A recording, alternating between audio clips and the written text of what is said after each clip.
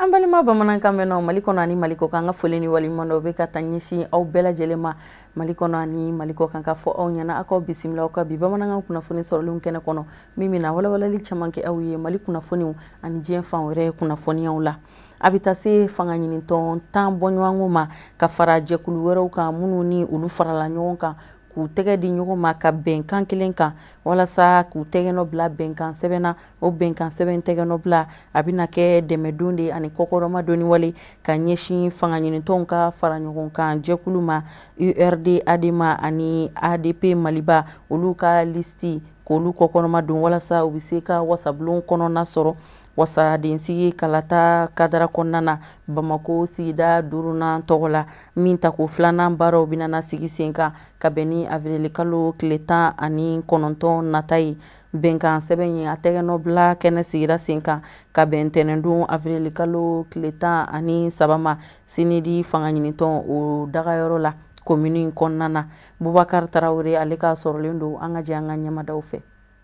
Député fili kalafilu premier tour tɛmɛnen kɔfɛ commune 5 kɔnɔna Bamakɔ min ye parti politique minnu ma seba sɔrɔ olu caman farala ɲɔgɔn kan ka fara association kan k'u ka dɛmɛ yira ka ɲɛsi alliance URD ADEMA ADP Maliba mun bɛ tako 2nan na sabula ko u ni u kungilenna tagabolow ye kelen ye. Jama wele kun tɛ dɔwɛrɛ ye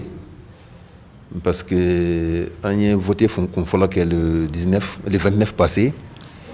Et ala y'a kɛ an ka liste IRD ADEMA ADP Maliba an taara second tour la donc o kama an y'a essayé ka jama wele bi kun fɔlɔ ye min ye o ye an ni parti minnu jɛra ka taa ɲɔgɔn fɛ premier tour la k'u fo k'u barikada k'a f'u ye fana ko an bɛ second tour la an k'an jija an ka continuer ɲɔgɔn bolo filanan fana ye min ye o ye parti wɛrɛw minnu kun bɛ élection na ani mouvement dɔw fana kun bɛ minnu kun ye candidat ye ala m'u garisigɛ don turu 2nan na donc olu fana caman farala kan k'u fana wele bi k'u kɛ ɲɔgɔn kan an bɛɛ ka jɛ ka papier signé min b'a waleya k'a fɔ ko an bɛ taa ɲɔgɔn fɛ second tour in na ani ka kuma bɛɛ fɛ bɛɛ ka wuli k'i jɔ pour que an ka se ka jɔnjɔn sɔrɔ le 19 dimanche nata ɲara sɔrɔ. Wele kun ye parti minnu faralan kan deuxième tour nin na ka na fɛngɛ signé comme quoi que u faralan kan mais jani signature cɛ an ye commune 5 mɔgɔw fo k'u barikada ka wale ɲuman dɔn k'u ye parce que ɲ'a mɛn an sigira nin kɛnɛ kan an bɔra premier tour de la fɔlɔ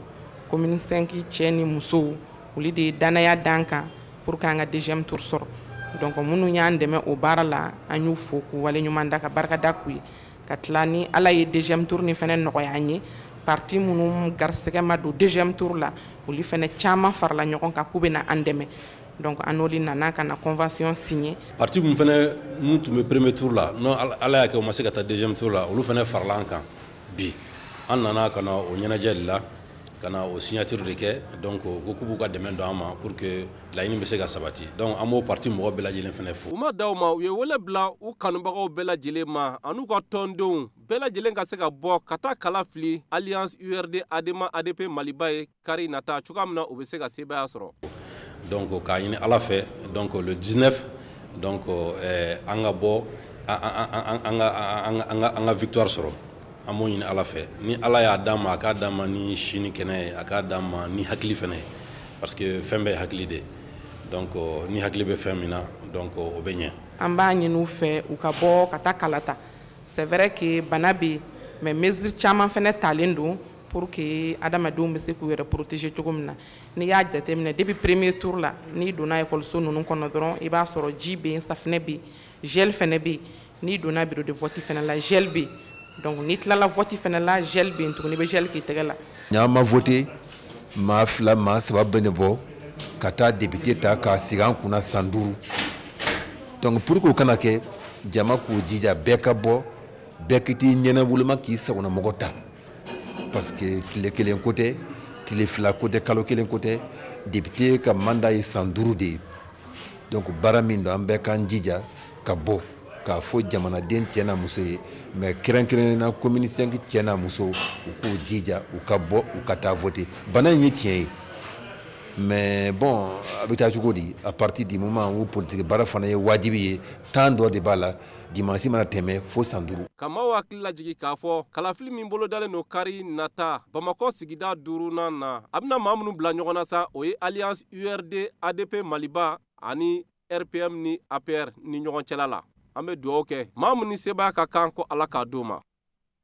Amina Yarabi ala ko domne société de distribution du lait en poudre cakeda ni o nonomugu ko cakeda yi adamadenya dɛmɛtɔ fondation princesse Kamatari ani CEDEAO ujara ni nga ŋaniya jirake coronavirus fiɲɛ bana o kɛlɛli ani a si latununi kadara kɔnɔ o de siratigɛ la u wulila k'u senbu kɔnɔkɔrɔ ka taa dɛmɛdonya kɛ ka ɲɛsin Mali jamana kɛnɛya ko minisiriso la minisiri ma dɛmɛ in dira walasa bana in ka se ka kunbɛn cogoya minnu na bana in kɛlɛkɛminɛnw ani a kunbɛlikɛminɛnw olu caman dira ani balofɛnw olu fana dira dɛmɛ in dili senfɛ kɛnɛ in yɛrɛ sigida sen kan ka bɛn ntɛnɛndon avril kalo tile 13 ma minisiriso in kɔnɔna na fɛn minnu sɔrɔla Tata Ture ani Abdoulaye Sowodogo fɛ an ka jɛ an k'olu ɲɛmada. Ka dɛmɛ don Mali jamana gouvernement ma walasa nin banakisɛ in ka na yakubaya an ka jamana kɔnɔ o de ye nin sigi in laɲini ye safunɛ carton nɔnɔmugu carton bavɛti fo ka taa se o n'a ɲɔgɔnna caman ma o de labɛnna kɛnyɛrɛye baarakɛla jɛkuluw fɛ walasa ka kɛ dɛmɛ ye ka ɲɛsin Mali jamana kɛnɛya minisiriso ma ka nin banakisɛ in kɛlɛ Sodilab fondation princesse Kamatari fo ka taa se CEDEAO ma n'olu de ka wuli ka jɔ ye nin dɛmɛ ɲɔgɔnya in baara sera ka sigi sen kan Sodilab par ma voix ale sera yan a ka dɛmɛ ye mun ye a nana o kɛ ministre ye n'o ye nɔnɔ ani safunɛ carton mɔgɔ minnu ye nin baara ɲuman in ŋaniya ta u ka kɔrɔfɔw kɔnɔ u bɛɛ lajɛlen ye foli ani wale ɲuman dɔn kɛ ka ɲɛsin Mali jamana gouvernement ma ka da u ka dongo dɔ wuli ka jɔ kan ka ɲɛsin nin banakisɛ in kɛlɛli ma ni ka labana k'u ka dɛmɛ ɲɔgɔnya yira Mali jamana gouvernement na k'a fɔ u bɛ fara kan nin banakisɛ in kɛlɛli la solidarité ko don an bɛɛ de ye malien ko min bɛ sen na a tɛ mɔgɔ kelen kunna a bɛ jamana bɛɛ de kunna donc mun se ye mun ye o kan k'o kɛ an ka baara ye nɔnɔ feere ye an y'a ye k'a fɔ nɔnɔ ça fait partie des aliments de première nécessité donc an sera ka dɔɔni fara ɲɔgɔn kan ka na an ŋaniya yira n'o ye covid 19 ko in ye ni geste nin y'an deli ko ye an ye dɔ fara kan barisa an bɛ ko min kan ko min dala bi ko in ka gɛlɛn wa bana in k'a fɔ k'a bɛ mɛn a tɛ mɛn question t'o yɔrɔ la mais an bɛ don min na komi bi bɛɛ kan k'i jilaja ka se k'i protéger n'o ye mun ye ka masque don ka to k'i bolo ko ka geste barrière respecter o kɔni ne hakili la a mɛnna o la a sununyara o la o b'a sɔrɔ i tangalen don ka kisi a ma bon crise in senfɛ mɔgɔ caman ka baarakɛyɔrɔ datugura mɔgɔ caman ka sɔrɔ dɔgɔyara mɔgɔw ka sɔrɔw fana tɛ kelen donc balo ni ti baara la balo ka gɛlɛn bon nɔnɔ dun ye mun ye a bɛ caman ka balo la a b'an ka balo la an b'a consommer à longueur de journée ka dan fɛnɛ sunkalo bɛ sen na sunkalo la mɔgɔ caman bɛ se nɔnɔ ma i ka suntigɛw n'i ka fɛngɛw kan o de hakilina kosɔn an nana ni nɔnɔ ye parce que dunkafa o de ye kɛnɛya fɔlɔ ye COVID-19 a kɛra diɲɛ bɛɛ lajɛlen kunnadoni ye bi Mali jamanadenw u fɛnɛ ka dɛmɛ ɲɔgɔnya kɔma tigɛ Mali jamana la u bɛ fara ka fɔ ka taa fɔ ko sanayɛlɛn sɔrɔla nin banakisɛ in an bɛ aw ladɔnniya ka fɔ ni ye CEDEAO jamanaw ta k'a lajɛ i bɛ taa sɔrɔ mɔgɔ 30,000 ani mɔgɔ 600 a yera ka fɔ ko coronavirus banakisɛ bɛ olu de la olu cɛla mɔgɔ 800 olu sera ka furakɛ ka ban ka bɔ u ka banakisɛ la ni ye Mali jamana ta ka sanga o jamana 15 la i b'a ye ka fɔ Mali kelen de kɛra jamana ye jamana min ni coronavirus banakisɛ ma se ka dadigi k'a la an bɛ donni min na i ko bi hali n'o y'a sɔrɔ a ka mɔgɔ minɛta o bɛ t'i jɔ mɔgɔ 123 bɔɲɔgɔn kɔ la mɔgɔ 10 olu bɔnɛ u ni na mɔgɔ 26 olu sera ka furakɛ ka ban ka bɔ nin bana in na ka bɔ COVID-19 bana la gel hydroalcoolique masque ani tɛgɛ koli matarafali safinɛ la o kɛlen do bɛɛ lajɛlen darogese an bɛ fɛn minnu mɛn an tulo la ka sanga ni nin waati su fara tile kan coronavirus banakisɛ yɛrɛ an bɛ don min na i n'a fɔ komi bi ni a kɛlen do sababu jugu ye ka walankata diɲɛ ɲɛfɛ ka na nin siraɲɛ ni kamanagan ye bɛɛ lajɛlen na o de ye kadara kɔnɔna na ni a kɛra sababu ye ka fiɲɛ bila sɔrɔkow kɔnɔ diɲɛ bɛɛ lajɛlen kɔnɔ. An ka ɲininikɛla dɔw olu ye hakili jɔ hôtel ko de kun kan ni o ye dunanjigisow ye. An bɛ waati min na i n'a fɔ komi sisan hôtel caman baarakɛlaw olu labilalen don u ka maa ɲɛmaw fɛ ka sababu kɛ sɔrɔ bisi basa cogoyaw ye. Alhamidu Badini ani Samba Traoré olu de ka baara kɛlen don. Coronavirus bana n'a kɛlen don kamanagan ye diɲɛ seleke naani jamanaw kɔnɔ. A kɛra sababu ye ka lafu nati nafasɔrɔ sira caman na i n'a fɔ l'hôtel baarakɛlaw n'olu caman sigilen bɛ so bi n'an k'o ma ko chômage technique. An ka hôtel baara kɔnɔna la gɛlɛya caman b'an kan mais banako in nana ni gɛlɛya ye min ni an kun ma sigi ni min ye n'o ye baara yɛrɛ lafuli ye. Dɔwɛrɛ tɛ avion ti na bilen client tɛ ka sɔrɔ bilen. Bon o sababuya la an ka ɲɛmɔgɔw caman farala ɲɔgɔn kan u y'a essayer k'an bila chômage technique la. N'a ma ɲɛ k'a fɔ k'i b'i ka baarakɛla labila a kan ka kɛ sariya dɔ de kɔnɔ o sariyaw ma labato l'hôtel baarakɛlaw ka fɔ la ko mun bɛ fara o kan o de ye k'a fɔ gɛlɛya caman kun bɛ hôtel ko binakun kan ka kɔn biɲɛ k'a sabu kɛ basigibaliya ye mun bɛ jamana kɔnɔ kabini san 2012 ko nka coronavirus bana nali kɔni Mali jamana kɔnɔ k'o kɛra bolominɛyɔrɔ ye l'hôtel tigiw fɛ ni k'u ka baarakɛlaw bila chômage technique la. Mɔgɔ n'i b'i mɔgɔ ta baara la i bɛ papier de d'a ma min b'a yira baara bɛ i n'a cɛ. Bon ni nana fana ko contrat bɛna suspend ou bien ka contrat ban i kan ka papier d'a ma fana min b'a yira a ka contrat suspendlen don période dɔ de kɔnɔ ou a ka contrat banna pewu i bɛ papier d'a ma au moins a ka taa dahirimɛ ɲini yɔrɔ wɛrɛ mais o ma kan ka k'a la. An kɔni y'a ye dɔrɔn an tɛmɛtɔ ko papier nɔrɔ bɛ tableau la dɔrɔn k'an bɛ chômage technique la. O l'hôtel baarakɛlaw ka lafasajɛkulu kɔni kɛlen don ka wulikajɔw boloda kabi san o ka hakɛw bɛ se matarafa cogo minɛ bawo baarakɛlaw ani baaratigiw cɛ sariya dɔ de bɛ yen. U ye wari min tigɛ an ka AMO n'an ka INPS la pour que anw da ka don fɛn o fɛn na sisan u k'o bila o la parce que i tɛ se ka mɔgɔ bila ka taa so a ka AMO a ka INPS a ka denbaya ka soin fɛn bɛɛ a bɛɛ jɔlen don. Ni nana kɔngɔ fara o kan tuguni parce que chômage technique ye kɔngɔ de ye. Coronavirus yɛrɛ bɛ se wagati min b'a sɔrɔ kɔngɔ ye e fa yɛrɛ o. Donc an b'o problème de la.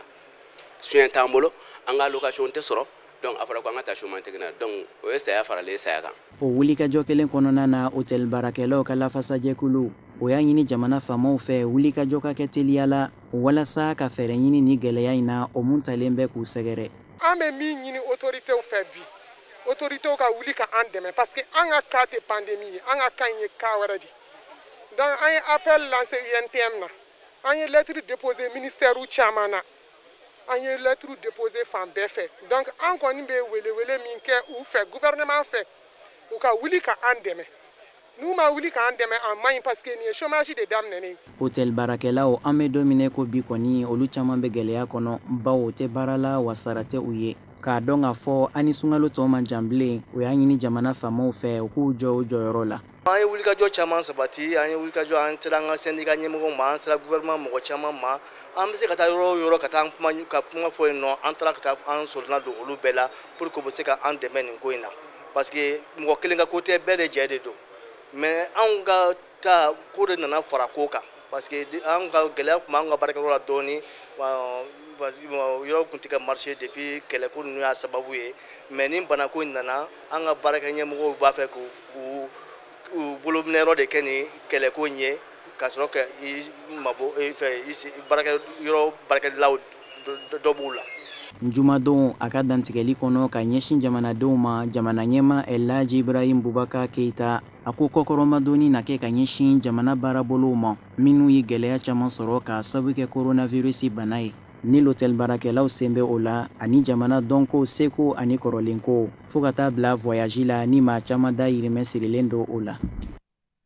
An bɛ bɔ Mali kunnafoniyaw la ni k'an kunda diɲɛ fan wɛrɛ kunnafoniyaw kan kɛrɛnkɛrɛnnenya la Chadi jamana kɔnɔ kabini tarata don avril kalo tile 14 Chadi jamana ɲɛma Idriss Déby Itno a ye dantigɛli kɛ ka ɲɛsin jamana kɔnɔdenw ma dantigɛli min senfɛ jamana ɲɛma ye kunnafoni da jamana kɔnɔden bɛɛ lajɛlen tulo kan ko kuran sara ko bɛna kɛ fu ye kalo 3 kuntagala kɔnɔ perepe fara compteur tigiw kan jamana kɔnɔdenw ka denbayaw bɛɛ lajɛlen kɔnɔna na an bɛ aw ladɔnniya k'a fɔ nɔgɔyaba fana bɛna don patente ko ani impôt ko fana musaka la ni 50 binni ye 100 sara la jamana fan 14 bɛɛ lajɛlen kɔnɔ Musa Fumba bina awala walanye.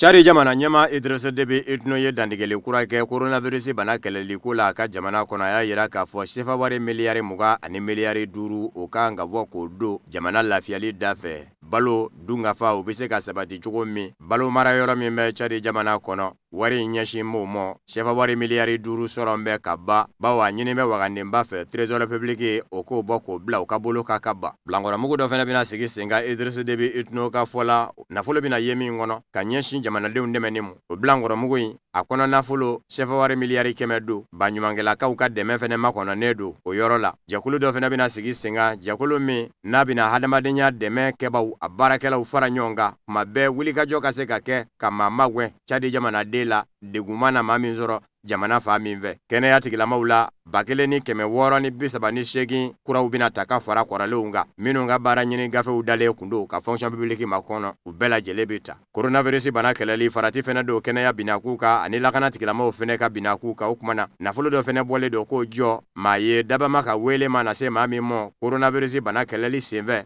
otoro monyo bidimo barakela uka sarafena dobi fara aka kene ya tigila maula anila kana tigila maula mimese ka to bara bise ka noya ubulo Idrissa Déby itno ya jira ka fo jini kura kalo woro jamana bi jonni oye ka damine avril kalo tile galela balo bi fere cogo mina jamana kono songo minganga sigi ka sabuke jamana nyama ya sobi jagokela ukokoromado meno nye balo doni mbaye ka bo jamana koka ka dona ye jamana kono ni zale umbili ukama ko exoneration okmana na dona jamana kono ko zale masara amanga teme songo minga jamana nyamo defena bo dandige balo fere la ukanga fere ke songo mina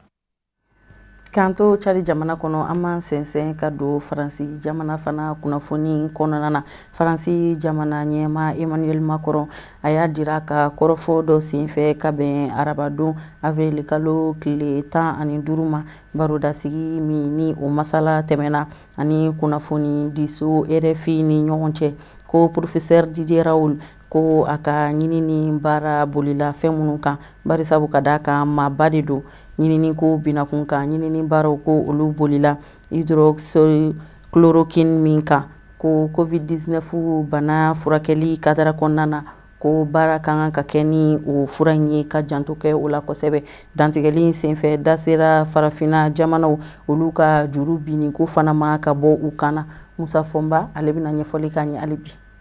Emmanuel Macron bole kofe uka kenya tigilamba bafe no ye Didier Raoul ye mami meka soso abara kenyo mve kenya binaku ka kasabuka ya bwada konoko nivakini na kefe umana faranyonga ko biseka kesababu ye ka coronavirus bana kele kuna foni dila ugerela Emmanuel Macron na Faransi jamana nyama ka nyinenga hakilina ndaka Didier Raoul ka chogo ya uka aya jera ka fo alesira Didier Raoul mo ka sabuke maninde Faransi jamana kono kenya na siraka okmana keme ka fe minu vokono lutura ka faranyonga ko biseka kesababu ye ka coronavirus bana kele furawula kwa kaka akalame ka sabuge Faransi jamana nyema kala nyini te do wore kene ya tigila mate ato nyedo nga sababu bise ka bo fa fanve ko sababu na kuntama ko nyini ko bla jamana de nga bulo ka ko ye jamana nyema ka ketaye wale sera Didier Raoul mo osradika kene ya nasara barakela chamange meka Didier Raoul akapuma fole ke kono shutomo kaunyi ani minunde haklina kelina kene ya nasara uka nyine ngali tengune Emmanuel Macron yala Didier Raoul ye kuma umino vo kuma nunu nye kumina wa idambu la wa ako dane ya kote ako manivimbara de do manivinya doni nyanyinu de do ni oye siansi o kuma na matisi ka fo kibo mine ko kay na fo fen wilitate ako nga Didier Raoul be ka baraka ni fora o menonye ni oye ni bakini na kana ke fo nye ni obeka ka sababu ye kanoko ya balase banabato mo akakene ya sula Marseille ko be ke sababu ye kama jigi sigi akanye folu fene ketobe makumine o kuma na kwa kaka halibi abesegazegale mina akakene ya suina akademe segasegali ngase ka nyesoro abulu ka sababu ke lanyini ye fengelende teriala coronavirus bana fura ka se ka soro o ye Faransi ma nyama o ka lanyini Emmanuel Macron madda o mo korofo kono ayi dase Faransi ka de do fene mo minu kosaina ni o ye nyonzoro jabarani zodo la ko LCI Faransi jamana kono ka farafina jamana ke yoro mi misega ke furaji le yoro ye inafo farafina jamana adama de unde ni fura kura be nyini abita shifle bagade la nga ka jia gunani undui nge nyeshi farafina gun kele mo ko kata furaji le mai mabe farafina jamana de mo chugomi Emmanuel Macron vene ya jira ka fwa jigina Faransi jamana kene ya tigilama nunu vene na kuma imvolila ka sabu ke Emmanuel Macron bula manga maka farafina gun tako ke bulongoni de tamasien ko jugu bela jele ke yoro kula waligele banafura nyini do shitle yoro Ali bi ani Musa Foma bito ɲɔgɔn bolo a bɛna diɲɛ fan wɛrɛw fana kunnafoniyaw lase an ma an ka jɛ an ka ɲamadaliko la. Sini jamana kono farafinde minnu no ɲɔgɔn bɛ ye sini ma ɲɛmaw ye farafinama ɲɛmaw ka kɔnɔ gwajabi u y'a jira farafinama ɲɛmaw la k'a fɔ u n'a fɛrɛ bɛɛ lajɛlen tigɛ gɛrɛndɛw bɛ farafinde minnu dala juru ka yoba u bɛ maraw minnu kɔnɔ mara ɲɛmaw na wele k'u n'u hakili jira ɲɔgɔn na u ka farafindenw magoto kɔrɔfɔ in sɔrɔla ka bɔ sininkaw ka minisiriso min ɲɛsinmɛ sini ni jamana wɛrɛ ni ɲɔgɔn cɛ koɲɛ ɲɛnabɔw ma o minisiri ka danga ni farafina lasigiden zo lasigiden mugan ni ɲɔgɔn cɛ sini jamana kɔnɔ kɔsada in na dugubaw minnu bɛ i n'a fɔ Guangdong farafindenw sɛgɛn bɛ yen maa caman wɛnbɛ ka bɔ a ka so luwanze la sininkaw fɛ a kɛra sababu ye ka farafina jamana ɲɛmaw tɔɔrɔ ko in sɔrɔla coronavirus bana kɛlɛli de senfɛ sinima ɲɛmaw kɛnbɛ ka dunanw de jateminɛ k'u kɛ bana in dogobaw ye sini dugukolo kan k'a sababu kɛ sini jamana sera ka ɲɛ sɔrɔ bana in furakɛli la o kumana k'a bɛ ka donni min kɛ sini jamana kɔnɔ ko kura ko farafinadenw de bɛ ka don n'a ye k'a sababu kɛ olu bɛ k'u dogo n'a ye farafinde bɛ ka ye n'o yela de ye sininkaden fanba fɛ kɔrɔfɔ in ka jan ne ye sinima ɲɛmaw kun y'a jira k'a fɔ dugubulangalo bɛ ka da u la ko sini jamana de ti siya woloma ta ka farafinde sɛgɛrɛ sinikaw ka minisiri yɛrɛ min ɲɛsin bɛ sini ni jamana wɛrɛ ni ɲɔgɔn cɛ koɲɛ ɲɛnabɔw ma ale kun ye bolongoniden ɲɛsin Ameriki jamana ma ɲɛma Donald Trump de ma k'o bɛ k'a lajɛ cogo bɛɛ lajɛlen la k'a bɛ sini jamana ni farafina jamanaw kun kari ɲɔgɔn na ko nka k'a k'a dɔn k'a fɔ maa se tɛ sini jamana ni farafina ka teriya la nka man ɲa min kɔ sini jamana labana kana jɔngo a la jɔ a la k'a fɔ jɔngo a la yɔrɔ bɛ yɔrɔ la sini jamana kɔnɔ olu bɛ ka siya woloma bolola ka ɲɛsin farafinde mɔ dɛrɛ k'a sabu kɛ yɔrɔ bɛ yɔrɔ la i b'a sɛbɛnnen de ye k'a tara diɲɛ bɛɛ lajɛlen ɲɛ bɛ a la angilɛkan na dumuni feere yɔrɔ dɔ da la u ko dumuni feere yɔrɔ min ma ko McDonald k'a fɔ a man ka farafinde ka don nin dumuni feere yɔrɔ in kɔnɔ o sera ka sɔrɔ k'o bila bɔlɔlɔw sanfɛ k'o kɛ seere ye o de y'a to sini jamana ma ɲɛmaw ye a jira k'a fɔ ko in bɛ ka kɛ maraw minnu na u bɛna fɛɛrɛ bɛɛ lajɛlen tigɛ ka kuma mara ɲɛmaw fɛ u ka farafindenw mago to ntɛnɛn avril kalo tile 13 farafina tɔnba Union Africaine Commission ɲɛma Chade jamanaden Musa Faki Mahamati de Gale ye kunga bɔ k'a jira sini ma ɲɛmaw la k'a fɔ farafindenw dɔɲɔgɔn bɛ u ka dugukolo ka kun ye nɛgɛjurugu bɛ bana mini ani minisiri cɛ ni o ye Wang Yi ye jango ko in bɛ se ka dasa.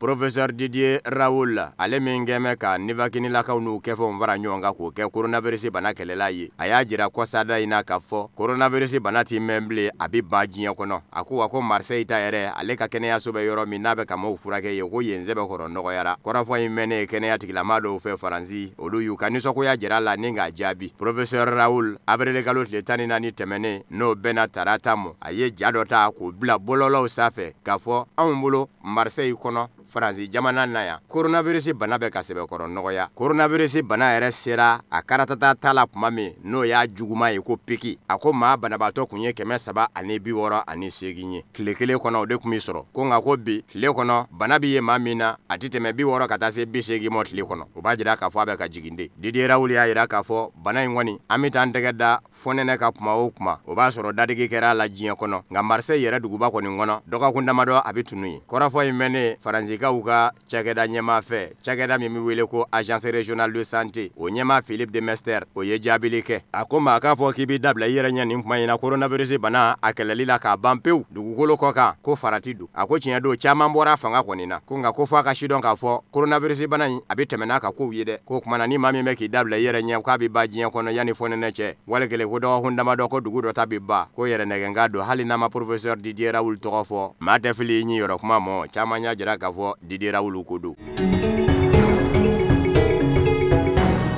Farafina jamana ɲɛma caman ni nazaраlatɔma Union Européenne ma ɲɛma caman jɛra ka fu b'u tɛgɛ di ɲɔgɔn ma ka coronavirus bana kɛlɛ ɲɔgɔn fɛ farafina ma ɲɛma ninnu ka ca u y'a jira k'a fɔ coronavirus bana a tɛ jamana to o kumana bɛɛ k'i fanga fara ɲɔgɔn kan o kelen dɔrɔn de bɛ se ka nɔbɔ a kɛlɛli la farafina ma ɲɛma ninnu ɲɛ a jira k'a fɔ u kɛmɛ k'u jigi da diɲɛ selekɛnɛ ni setigi jamana baw kan a n'u ka fanga bondabaw warisobaw i n'a fɔ Organisation mondiale de la santé OMS n'o ye kɛnɛyasoba ye diɲɛ selekɛ 4 tɔnba Nations Unies bolo kan ani warisoba Banque mondiale farafina Banque africaine de développement BADI ani Fonds monétaire international FMI ni o fɛnɛ diɲɛselikɛna ni warisoba ye ka taa se baɲumankɛlakaw bɛɛ lajɛlen ma bɛɛ lajɛlen ka fara ɲɔgɔn kan G20 ni o ye setigiba 20 ye olu ka jɛkulu ko mago bi se u ka dɛmɛ fɛnɛ mɔ ka se ka farafina kɛnɛyasow labɔ minɛnw na ka coronavirus bana kɛlɛ o kumana farafina ma ɲɛmɔgɔ kɔni y'a jira k'a fɔ farafina ta fa ye min ye kɛnɛyasow kɔnɔ minɛnw ka ɲini telela k'u bila kɛnɛya tigilamɔgɔw ka bolo kan diɲɛselikɛna ni bilankɔrɔmuguba min be ko Fongavi dɔ ka ɲini ka fara o nafolo kan a ɲɛsinen don baaraw minnu dangɛnɛmayali mɔ olu baaraw dangɛnɛmayali kana bali coronavirus bana kɛlɛli fɛ ministriw minnu bɛ farafina kɔnɔ ni u ɲɛsin bɛ musakaw mɔ olu ka jateminɛ kɛ ka nafolo dɔ bɔli don bala nafolo min biti jɔ dollar wari miliyari 100 ɲɔgɔn na diɲɛselikɛna ni tɔnba Nations Unies a ka wuli ka jɔ kɛ farafina ye ka nafolo kabali ɲɔgɔn kan min bɛ se ka to farafina bi dɛmɛ diɲɛselikɛna ni tɔnba Nations Unies ɲɛma Antonio Guterres fɛnɛ ye wele min da ka ɲɛsin diɲɛselikɛna ni sirigi jamanaw ma ko ka farafina jamanaw dɛmɛ farafina ma ɲɛmɔgɔ ko diɲɛselikɛna ni sirigi jamanaw k'u tulo dayɛlɛ ka bɛn ni o wele da dumuni farafina denw bɛ se k'o sɔrɔ nɔgɔya la cogo min na k'u yɛrɛ balo kɛrɛnkɛrɛnnen ɲɛna minnu bɛ yen ni coronavirus bana kɛra sababu ye k'u lanɔgɔ k'a sababu k'a jira mɛ k'a fɔ mɔgɔw man ka muɲukumanyakabaw kɛ fara ɲɔgɔn kan man ka kɛ yɔrɔ bɛ yɔrɔ la daw tugu mɛ mɔgɔw dala ko confinement bɔrɔ langolo ti jɔ soju la o kumana balo bɛ se ka sɔrɔ ka di olu ma cogo min maa minnu fɛnɛ kɛ mɛ k'u sigiyɔrɔw bila k'a sababu kɛ kɛlɛ b'u ka jamana kɔnɔ ni coronavirus bana nana dɔ fara dɔ ka ye mangama jamana ma degunnenw réfugiés janga to olu fɛnɛ na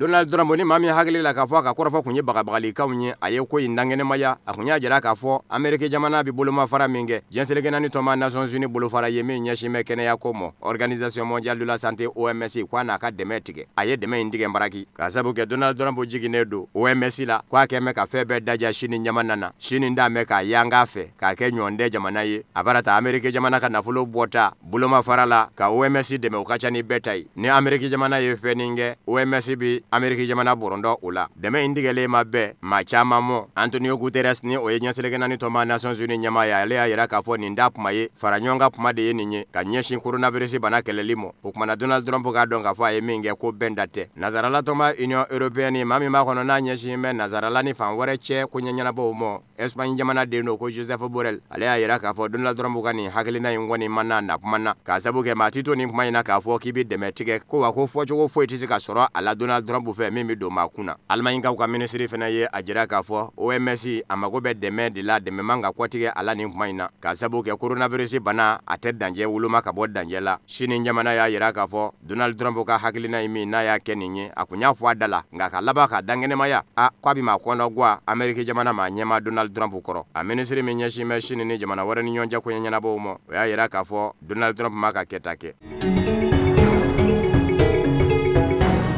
bina kun wɛrɛ ka gwɛlɛya min kun bɛ Congo Kinshasa jamana ɲɛma Félix Tshisekedi ni wasablo fila ma ɲɛmaw ni ɲɔgɔn cɛ gwɛlɛya in ma bɛ se k'a fɔ a wulila ka sabu kɛ tarata avril kalo tile 14 wasablo fila Assemblée nationale ɲɛma ani Sénat ɲɛma an'u ye ɲɔgɔn ye gwɛlɛya ninnu bɛɛ lajɛlen banna ka sabu kɛ kɔsada in na wasablo filanan ni o ye Sénat ye o ɲɛma kun ye kuma ta k'a jira k'a fɔ jamana ɲɛma Félix Tshisekedi sina ka sariya sen dɔ ta ka ko dɔ daga a yɛrɛ ye k'a jira k'a fɔ état d'urgence bi cogo jamana kɔnɔ olu ye gɛrɛndɛw ye minnu bɛ cogo jamanadenw ka diyagoya u ka labato ka sabu kɛ ko gwɛlɛnkɛ mɛ ka jamana sɔrɔ n'o ye coronavirus ye ko sariya ɲɛkɔrɔ k'a ma ka kɛta kɛ ko baw ka kun kan ka tɛmɛ ni a ye wasablo de fɛ a ka daga a ye gale kɔrɔfɔ in kun sɛbɛkɔrɔ gwɛlɛyara u ni ɲɔgɔn cɛ n'a ma ɲɛ k'a fɔ bi jamana kɔnɔ Félix Tshisekedi ka fa ani jamana ɲɛmakɔrɔ Joseph Kabila ka fa u kɛndɛ ka ɲɔgɔn filɛ ni ɲɛ ɲuman ye hali n'u farala ɲɔgɔn kan ka fanga ta ɲɔgɔn fɛ lɛrɛ damadɔw kɛlen kɔfɛ ɲɔgɔn faamuyaw la bɔ bɛ taa kɛ kuma min na a jirala k'a fɔ bɛn kɛra ko la k'a sabu kɛ wasablo kɛlen Assemblée nationale o ɲɛma Jeanne Mabunda a y'a yira k'a fɔ faamuyabaw sɔrɔla u ni ɲɔgɔn cɛ nka jamana ɲɛma Félix Tshisekedi ka fa olu y'a yira k'a fɔ sénatɛrw ka wasablo ɲɛma ka yafa ɲini de kɛ kɛnɛkan jaraki la jamana den bɛɛ k'a mɛn k'a sabu kɛ jamana ɲɛma ma man ka bila a la olu yɛrɛw bolo jamana ɲɛma Félix Tshisekedi y'a ka kɛta de kɛ nka ko in ye sariya ko de ye sariyatigiw de bɛ se ka jo ni jaki fɔ ko in na Egypte Misran jamana kɔnɔ ka bɛn ni chrétienya ɲɔgɔnkunbɛba ye ko Paki jatigɛ wale bolo dabaw kuma fɛ ka tiɲɛni kɛ ka ɲɛsin chrétienya mɔ nka lakana tigilamaw ye ko dansira la lakana tigilama kelen bɔnɛna a nin na ko in ɲɛsinnen kun do chrétien siya min mɔ yahudiyaw do u k'u ma ko coptu olu ka chrétienya a n'u bɛ taa fɔ Nabila Musa tile yahudiyaw minnu kun bɛ yen k'a sabu kɛ olu fɛnɛ ni Nabila Isa ti ɲɔgɔn ye ten kosɛbɛ u ka batokɛyɔrɔ bɛ wele ko église orthodoxe coptu ni o ye chrétien siya in ye ni ye Misran jamana de miliyɔn kɛmɛ sigi sigiyɔrɔma 100 tan ka taa se 15 ma o bɛɛ y'u ye. Olu ka paki kerecɛnw da kɛra ntɛnɛn nka olu ta kan ka kɛ avril kalo tile 19 nata di. Jatigɛ wale bolodabaw de kuma fɛ ni ka cɛnni kɛ ka ɲɛsin u ma ni lakana tigilamaw ye u bali a kɛli la. Muguci o sɛbɛkɔrɔ bonyana a don fo ka taa se nɛgɛ ɲɛ 20 ma o ye couvre-feu yɛrɛ fɛnɛ kuma ye jamana ɲɛmɔgɔw kɛmɛ ka min jogo ka sababu kɛ coronavirus bana kɛlɛli ye. A ma ladɔnniya k'a fɔ kabini san 2018 misirama ɲɛmɔgɔw kɛmɛ ka bɔnɛ banfula ɲɛsin jatigɛ wale bolodabaw ma mara caman kɔnɔ kɛrɛnkɛrɛnnen ɲɛna mara min bɛ gaɲaka yanfa fɛ ka digi kɔrɛ yanfa ka Sinayi bani Israɛla ani Misira ɲamana cɛ u ni État islamique jatigɛ wale bolodabaw bɛ ɲɔgɔn na ye wa gun min bɛ wele ko Vallée du Nil u bɛ ɲɔgɔn na ye fana fo ka taa se Libi danjɛw ma. O de bɛ dansigi kɛ bi bamanankan kunnafoni sɔrɔlen na minnu sera ka fara ɲɔgɔn kan ka bɛn ni kuma in ye kunnafoni di so ɲɛmɔgɔso fɛ ka lase aw ma aw ni ce aw ka ɲamadali la laseli nata an bɛna na ɲɔgɔn sɔrɔ nin kɛnɛ kelen kɔnɔ ka sanga ni nin waati kelen ye bɛɛ lajɛlen k'i janto i yɛrɛ la barisabu ka d'a kan janto yɛrɛ la kɔrɔ ko ka ɲi coronavirus ni Ala sɔnna ma an b'a kɛlɛ ka bɔ an ka jamana kɔnɔ.